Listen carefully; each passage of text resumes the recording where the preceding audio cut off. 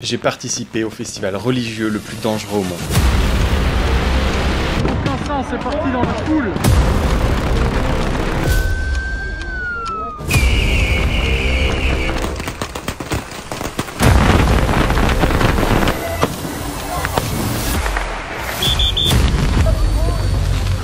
Dans cette vidéo, je vais documenter mon expérience à Yanshui Festival. Comment y participer, à quel point c'est dangereux et comment se protéger et éviter de prendre feu.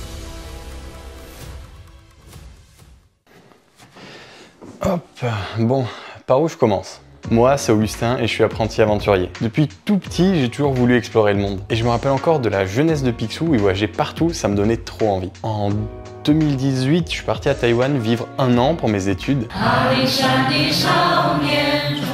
Et à partir de là, c'était trop tard. J'avais goûté à l'aventure, on pouvait plus m'arrêter. À la fin de mes études, je suis devenu digital nomade pour poursuivre mon rêve. J'ai commencé à documenter mes aventures sur les réseaux et 1 an plus tard, vous êtes déjà plus de 130 000 à me suivre. Pour être honnête, je réalise toujours pas. Mais revenons un peu en arrière. Septembre 2022, je quitte la France sans savoir quand je vais rentrer. Je remonte le temps en Égypte, découvre les merveilles cachées de la Jordanie et visite la célèbre île de Bali. Et là, je craque, je retourne à Taïwan. Il y avait 2 raisons. 1, mon frère est en échange universitaire là-bas. 2, ce pays a un coup de cœur. Imaginez un pays moderne, propre et safe comme le Japon. Les gens sont moins rigides, il y a quand même un petit côté bordel de la culture chinoise. Les paysages naturels sont à couper le souffle entre montagne et océan. Et la nourriture, aïe aïe aïe. Les night markets, c'est une religion là-bas et je m'y suis converti à 100%. Bref, je suis à Taïwan pour le nouvel an chinois. Le pays est à l'arrêt pour 2 semaines, du coup je décide de rester à Taipei pour travailler, jusqu'à ce que je vois cet article dans le journal. Le festival de Yanshui va commencer. J'en avais déjà entendu parler, c'est un festival de 2 jours où des feux d'artifice sont tirés dans la foule. Mais c'est pas raisonnable. Là, il faudrait que je traverse tout le pays, que j'achète de l'équipement, que je trouve un hôtel, parce qu'il y en a plus évidemment. Bref, c'est un plan galère et je me dis qu'il vaut mieux être raisonnable. Et puis sur Insta, je vois cette story du premier soir du festival.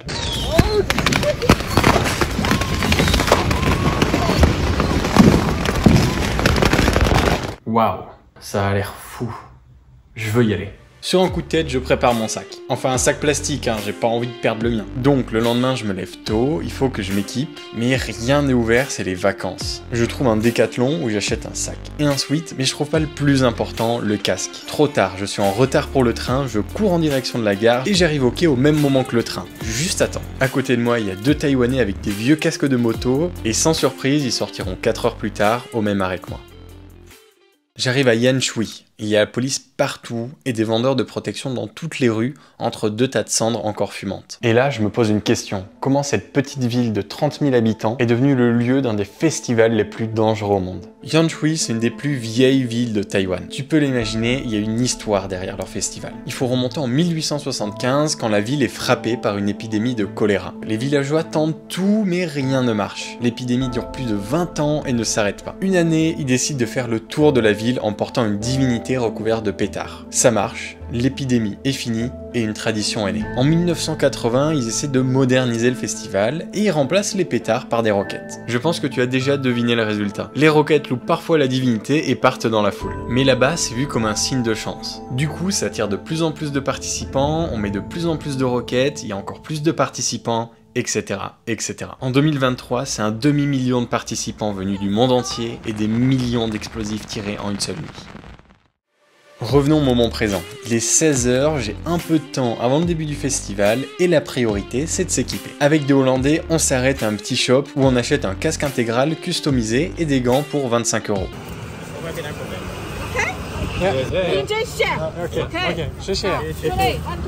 Il me reste encore du temps, alors je visite la ville. Il y a des vieux bâtiments en bois style japonais et des temples chinois plutôt stylés. Je trouve aussi un mur dédié au festival. Il est recouvert de parodies de tableaux où les têtes sont remplacées par des casques de moto, symbole des participants. Je fais ensuite un dernier stop au night market, il va me falloir des forces pour tenir toute la nuit. Mais le temps avance, il est temps d'y aller. Plus je me rapproche du temple principal, plus le sol devient rouge. Le stress monte. On se croirait en zone de guerre déjà, regardez-moi, le sol il est recouvert de pétards.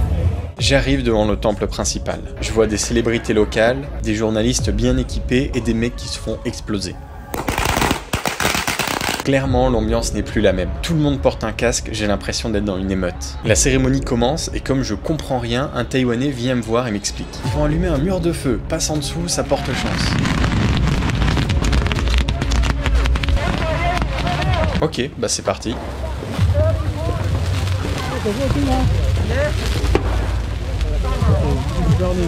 Bon, je suis vite sorti. Les étincelles sont brûlantes. Résultat, le festival a à peine commencé et je suis déjà brûlé à la main et aux pieds. Le mur de feu s'éteint, la foule devient de plus en plus compacte et d'un coup, ça pousse. La première divinité passe en explosant dans la foule. Il profite du chaos pour installer les explosifs et là, tout le monde se tient prêt. D'un coup, ça explose.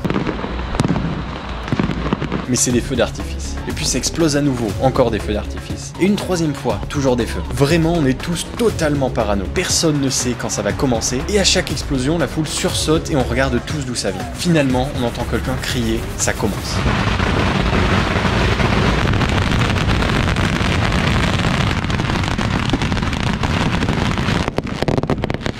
Même si j'avais vu des vidéos, ça n'a rien à voir en vrai. C'est le bordel. Les pétards explosent sur les divinités, les roquettes partent dans la foule en sifflant, et la fumée nous bloque la vue. Le premier mur se finit, et je me retrouve devant pour le deuxième. Putain, je suis en premier rang, je sais pas comment j'ai fini là, mais let's go, hein.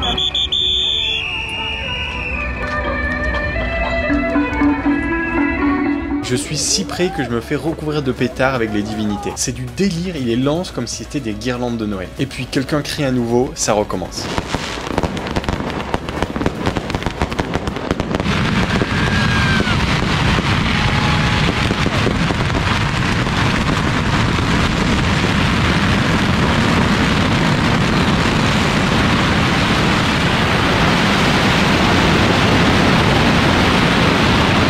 De près, c'est encore pire.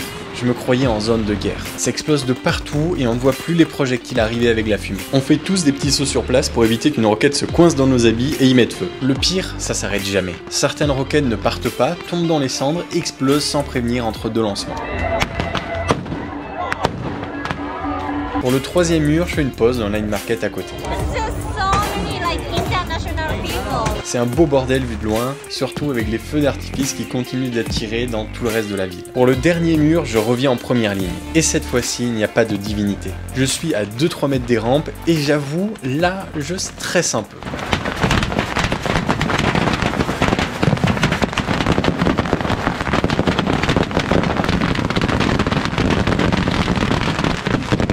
Au final, je m'en sors avec quelques bleus dans le dos, là où les roquettes m'ont touché. Ah, c'était rien comparé à ce qui allait suivre. Sur la route, j'avais vu un énorme bateau. Je pensais que c'était de la décoration. En réalité, il est rempli de feux d'artifice. Probablement des millions.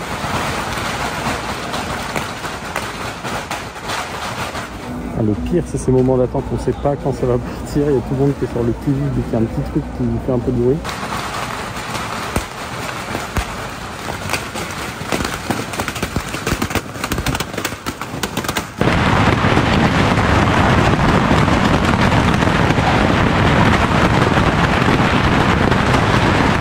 J'ai l'impression de faire face à un volcan, c'est terrifiant.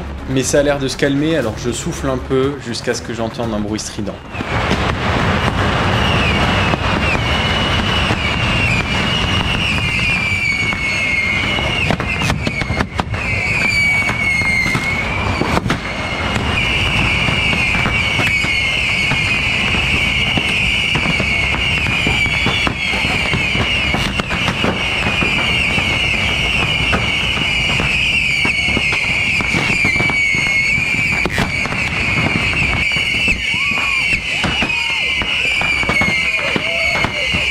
C'était de la folie. Ça partait dans tous les sens, ça rebondissait contre les casques, ça se coinçait dans les vêtements.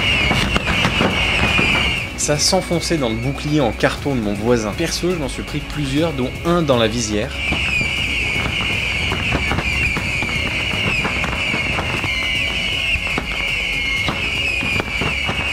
Et ça fait bizarre de se dire que sans ce petit bout de plastique, je perdais un œil.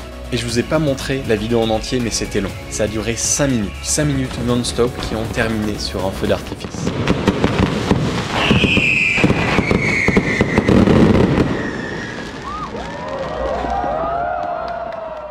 À ce moment-là, ce n'est toujours pas fini. Il reste le grand final. Et c'est sur la route que je me rends compte de l'ampleur de l'événement. Et vraiment, c'est difficile de vous décrire l'ambiance qu'il y a cette nuit-là. La meilleure comparaison, ça doit être la guerre, vraiment. Il y a des explosions dans toutes les rues, des feux d'artifice sont tirés toutes les 5 minutes, les ambulances essaient de passer dans la foule.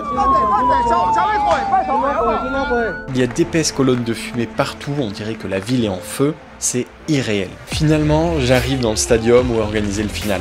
Me voici devant 4 rampes de lancement contenant plus de 2 millions de roquettes. Je retrouve mon pote hollandais, il s'est pris une roquette dans la cuisse de pleine force, il saigne un peu. Ils ouvrent la première rampe, mais la foule est trop compacte, on reste sur le côté. Et pourtant, ça n'empêche pas un roquette de dévier et de toucher mon iPhone 9 en plein sur l'objectif.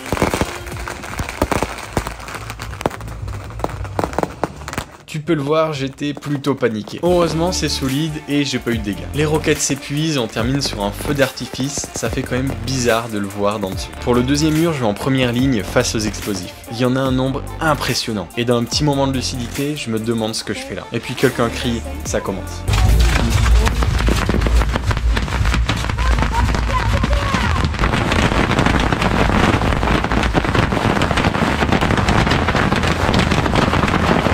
J'ai les oreilles qui sifflent, pourtant j'ai à peine été touché. Les roquettes étaient trop inclinées vers le haut. On profite de la pause pour retirer les casques. Les nombreuses marques nous montrent à quel point ils nous protègent, mais le décompte pour le troisième mur commence, on les remet vite.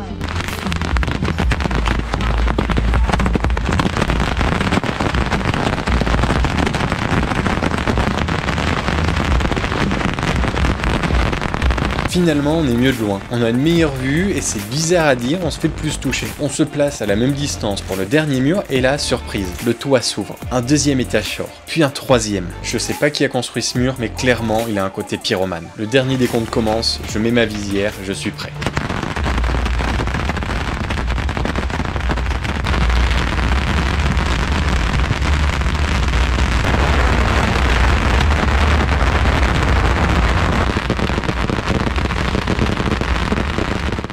Le festival est fini, je n'aurais pas vu les heures passer. Il est temps de rentrer et là le destin décide de m'aider. J'arrive à prendre le dernier bus pour la gare, puis je prends le dernier train pour Kaohsiung où j'espère trouver un hôtel, et finalement je trouve encore mieux un bus de nuit pour Taipei. Depuis l'autoroute, je verrai une dernière fois les feux d'artifice, car si le festival est fini officiellement, il continuera toute la nuit officieusement. Avant de vous donner mon ressenti, faisons un état des lieux de mes habits. Les chaussettes et les gants ont été troués par le mur de feu, et donc forcément ma main avec. Les chaussures ont un peu noirci, tout comme le casque customisé qui n'est plus très blanc. Le sweat aura une belle marque de brûlure d'une roquette qui s'était bloquée dans la capuche.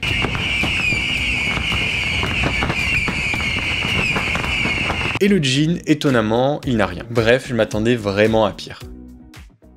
Je pense que je pourrais jamais oublier ce qui s'est passé ce soir-là au festival de Yanshui. C'est un événement totalement fou, une expérience que l'on vit qu'une fois dans sa vie. Et ça peut paraître insensé qu'un événement pareil se tienne dans une société aussi paisible que Taïwan. Pourtant, ce festival représente bien leur culture. C'est le chaos contrôlé qui rend leur société si vivante et intéressante. C'est leur respect et leur amour pour les traditions. Et c'est aussi leur ouverture et leur gentillesse. Toute la soirée, des Taïwanais sont venus me voir. Ils voulaient savoir d'où je venais et comment je connaissais leur festival. Ils me donnaient ensuite quelques conseils, me remerciaient de s'intéresser à leur culture et partaient en souriant. Ce genre d'expérience, c'est la raison pour laquelle je voyage. Découvrir d'autres cultures et me laisser embarquer dans des aventures folles.